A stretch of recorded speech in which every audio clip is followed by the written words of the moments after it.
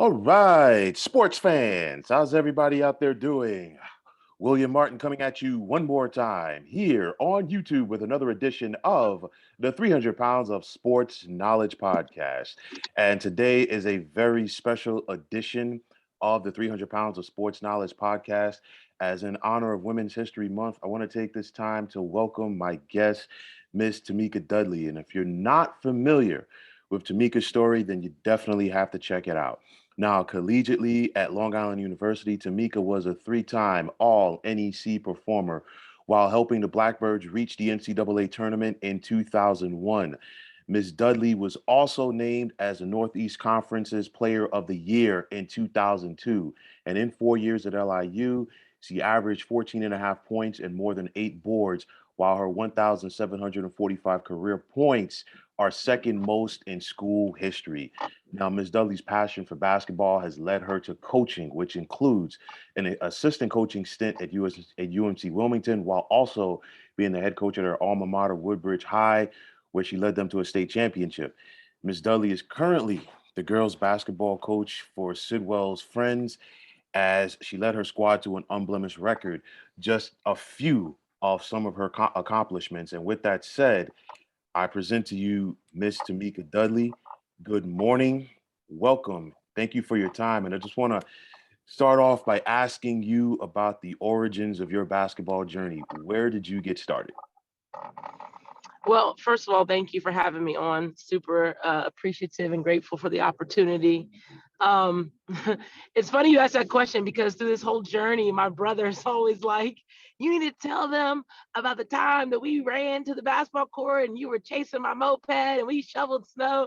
So it's funny, I had three brothers growing up who, of course, with brothers, you're always playing sports. You always want to be like your older siblings. And so I kind of credit my brothers for introducing me to sports and my competitive nature. And my one brother in particular who, had shared the passion of basketball with me and really kind of helped me in my early stages to be the player that I was and the competitor really who I was. And so I give a lot of credit to that. Yeah. Was there anybody collegiately or professionally that you modeled your game after when you were growing up, playing in high school, playing in college? Yeah, well, I mean, I loved Shaq, but everyone always called me like the Charles Barkley because like I was strong, I could handle the ball, I could pass the ball, I understood the game, I could bang with the big dogs, like so Charles Barkley is who I historically have been, have patterned my game after. It's not like it's something that I came into it saying, oh, I'm like Charles Barkley, but just kind of like naturally through the course of my evolution is what kind of kept coming up. And so looking at him now more, it makes sense. Well, I'm happy that you mentioned that because I remember like the first time I watched you play in college, and I remember some of us were sitting in the stands, and several people who I was with, like, you know what, she plays just like Barkley. And then, sure enough, I think you finished that game with a double double. I don't remember how many points and boards you had that night, but it's funny that you Right. that right that you're gonna bring that up now for me because I always respect, regardless of the sport, I always respect people who have been a player at one point and they also decide to get into coaching because it takes a special person to make that transition. How has that transition been for you? Yeah, I mean, it's actually been pretty seamless. Um, when I started coaching, I wanted to give young ladies the same opportunities that I was afforded. And that has always really been my driving force behind, my decision to coach.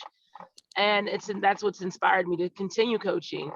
And so it was a very easy transition. And I always felt like on the court, I was just a natural leader. Like it doesn't seem very different from me to me than it was on the court leading my teammates. The only difference is I'm not on the court now, but really I enjoy the idea of trying to get people to commit to a common, theme and get everyone contributing and getting everyone involved in the success. You know what I mean? I would much rather have that than my own personal success. Now, coaching, you wear a lot of hats, and how do you balance everything as far as like being coach and sometimes mentor, sometimes big sister? How are you able to put all of that under one umbrella? Yeah, I mean, I just think it's naturally like it's kind of like how they always say like those who do the like usually like those who do can't teach or whatever. Who like I'm kind of like it's like a natural thing to me. It's hard to put it into words, and I guess that's what I'm trying to say. Like a lot of natural basketball players, they're not the best teachers all the time because it's hard to put what you do naturally into words. And I think a lot of what I'm able to do in terms of build relationships with my players, be a mentor, stay super objective and give them like objective opinion all the time, unbiased. Um, I think that's just something natural that I have. It's kind of an innate quality. And I think it's really helped me be a great coach. And what about the mom factor? Because I know like you're always, showing, support for your daughter and rightfully so on her basketball journey and some of the great things that she's accomplished already. And from what I've seen, and I'm not a basketball scout, of course, but you see her and the sky is the limit. So how does that make you feel as, mom slash coach? Yeah, I mean, it feels really good. When I was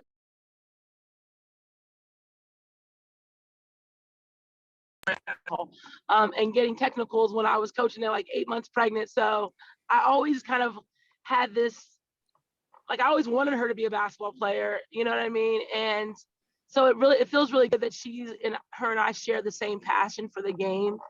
She's been around it for her whole entire life. And you know, juggling being her mom and her coach has been actually really easy. She's a really easygoing kid and works really hard. Like that's the one area we've all like. If I've ever gotten on her about anything, it's always been about work ethic, and that's only been very few times when she was younger. It was like, you didn't work hard out there today. Like I can live with mistakes. I just can't live with like not giving your all.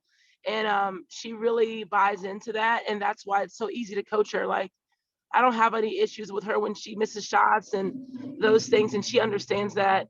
And I always say like it's her journey. All I can do is give her the support, and then the rest is on her. But she definitely shares the same work ethic that I do.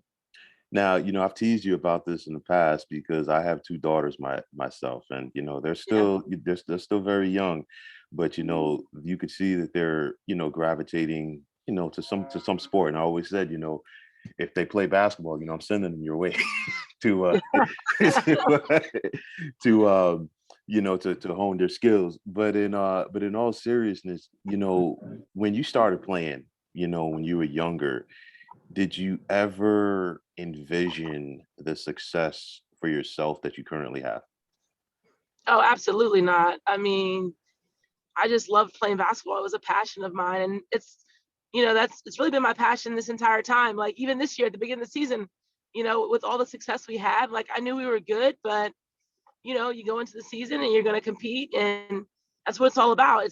We don't ever. It's never for me about wins and losses. It's about like competing, enjoying the experience, and winning has just been a byproduct of that. And so like no, I never when I started this, it was just a passion and I wanted to compete, and everything else was just a byproduct of what I really enjoyed doing. So I mean, it's wonderful, but I'm really just getting recognized for something I've been doing for many years. Now, I mean you've had tremendous team success, tremendous individual success as well. One thing I didn't mention earlier, which is a tremendous honor, Naismith High School Basketball Coach of the Year. And I mean, that's you think about, how many states we have in this country, how many basketball programs that are across this country, at the high school level. And for you to be Right. recognized by that, that is a tremendous honor. What was your personal feeling on that when you received that? Yeah, I mean, it was definitely surreal. I've only been at Sidwell Friends for three. This is my third year, and we had a COVID year, so technically like two. Um, and I have to like, I'm not like a really cocky person, or like I don't have like this huge like ego. But like when I sit back and think about it and really try to and digest what we, and I always say we, have been able to transform with our program and our parents. of course, I'm at the head of it all, but I mean, it's impressive. And if I was on the outside looking in, which I always feel like I am, I'd be like, wow, like that's pretty amazing. The program at Sidwell Friends was, on the verge of not having a program, and to change it around so quickly, I mean, it's impressive. And I say that as if I'm not the one involved in it. Like, well, damn, that's actually pretty amazing. And to get that award is just, like I said, it's the recognition for something that I've been doing for a long time from the time I started playing. This is what I do, and now people just on the outside are able to see the product. But it was such an amazing honor. There's not many coaches that have that opportunity to achieve that award. I was with a colleague yesterday, and he was like, like 0.0000 like 5 people will ever have gotten that award, and like you need to really enjoy it and embrace it. So as I'm starting to realize like the magnitude of it all, it's like sinking in. It feels so much better, and like I'm the one who accomplished this. Well, listen, I mean, it's a great honor. And, just to add on to that, and, for anybody out there who's checking this out, you know, it's kind of like you have the Midas touch. And I'm not, and this is not like an up play or anything like that, because, Right. for anybody who hasn't followed, Tamika's career, when she first, came to Long Island University and started playing basketball, the women's team was not that good. And you guys came in that year, your freshman year. I want to say you probably had about 8 or 9 freshmen. And the next thing you know, you're finishing like fourth or fifth in the conference, and like you're showing that you're ready to contend. And then the next year, you break through and make the NCAA tournament for the first time, in program history. And now, that same success has followed you to the coaching ranks. So that's something right there that, it's not, this is not just an overnight, success story that we're talking about here. It's, there's skill, obviously, from playing and coaching, and it's just like transcended to, your players. And, speaking of your players, what type of impact Oh, I do, lost you. Well, I lost you for a I'm, second. Hang I'm, on for 1 second. I'm I'm having sorry.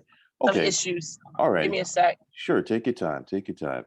You know, but I was just going to say, what type of impact, do you have on these young ladies? Because it's something. It's not just a basketball story. Because as coach, you're part teacher, you're part mentor, and what type of life skills have you been helping these young ladies with?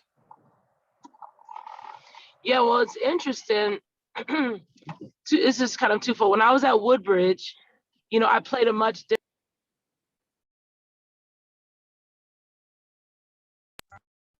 role in me. I'm sorry. No, it's okay. Okay, yeah. So when I was at Woodbridge, I was more of, you know, parent, like picking kids up for school, dropping them off, and sitting in the classrooms, helping them with their academics, making sure that they were doing what they were supposed to do. So that was my role at Woodbridge. And I was comfortable in that place because I was one of those kids. Like I was one of the kids that wasn't always on the straight and narrow, kind of could easily have gone astray. But I had coaches there to tell me, you need to do your work, you need to do this, you need to do that so you can get to college. And so I was very comfortable in that position. And I would, not that it was, I enjoyed it. I mean, I did enjoy it, but it was rewarding, but it was a lot of work. But I took on that responsibility because I knew how important it was for their futures. And then when I got to Sidwell, I was like, well, these kids don't need me here. Like, what am I going to do? And I said that on my interview because these kids don't have those issues. Like, they all, are very focused academically and, just a different walk of life. And so, when I got there, it was just, I taught them how to open up and be less introverted and relax and have fun, and everything doesn't be so serious. And, that was my influence on the girls at Sidwell. And we've become such a close family. And so I really take my responsibility to help these kids evolve in some way with, with a great deal of seriousness. Like this is what I've been put here on this earth to do. Now, with success, that means that more sets of eyes are on you, and they're following you, and they want to see, what you're doing. And, sometimes, we don't realize that as people, but it's true. And with that said, my question is to you, for any young ladies that are out there, elementary school, junior high, high school, college, just getting out of college, that are following you, that know your journey, is there, or anybody who doesn't, is there anybody or any advice rather that you would like to pass upon to them? Yeah, I mean, I would say, and this applies to anything, not just basketball, that you can always fall back on your work ethic. I'm a huge believer. As a matter of fact, my tags are hard work. That's what my tags say for my vehicle. And I'm a big believer in that you can always outwork people and work your way to the top. I mean, I've experienced it, in many scenarios. In coaching in particular, I mean, I came from Woodbridge that the first 3 seasons we won like 10 games total in 3 seasons. And I was on the verge of like, maybe this isn't my profession, this isn't my calling. But I stuck with it. And I faced the same adversity at Sidwell. But I've always believed that you can outwork people. And I believe that on the court, and I believe that in life, and I believe that as a coach. And so, my advice would be that like there's no easy solution to things. It's not going to be always an easy fix, and you just have to outwork people. Well, that listen, that is spot on right there. And my final question to you would be, and it's not really a question as we're wrapping up here. Anytime that I have guests on a podcast, I always give them an opportunity when we're wrapping up to give a shout out to anybody that they want to social love to, they feel is special in their life. And with that said, right now the floor is yours, or should I say the vehicle is yours right now since you're driving. But Right. but nonetheless, this is your opportunity if you want to show some love to anybody. Yeah, so definitely I gotta show love to my brother for sure, for having me chase that moped down in the snow to go play basketball. Definitely gotta show love to my mom, who is like always in my corner and does so much for me. And I just think she's always behind the scenes, and she's kind of the machine behind what I do. And then I always gotta show love to my daughter, who is sitting next to me, by the way. And and you know, just because she's just an amazing kid, and for so many years she sat on the sidelines and allowed me to coach and be who I am, and shared me with a lot of other kids, and that's not always an easy thing to do. Even still, I have to divide my time between her and so many other athletes, and so definitely always got to show love to her and appreciate her for who she is. Well, Tamika, I thank you for your time this morning. I know that, as a head coach, not from personal experience, of course, but it's, a busy life. You're constantly doing things. And, especially when you have, a young lady, like your daughter who is making a basketball impact. And I've seen some of the things that you ladies have done together.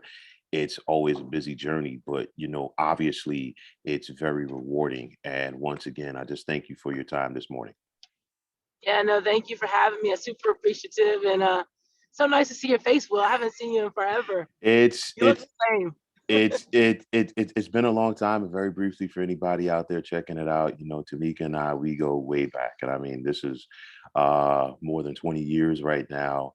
And I played ball with you, against you a couple of times, and just in pickup games. And listen, I'll tell you firsthand, there's a reason why she has the accolades that she does.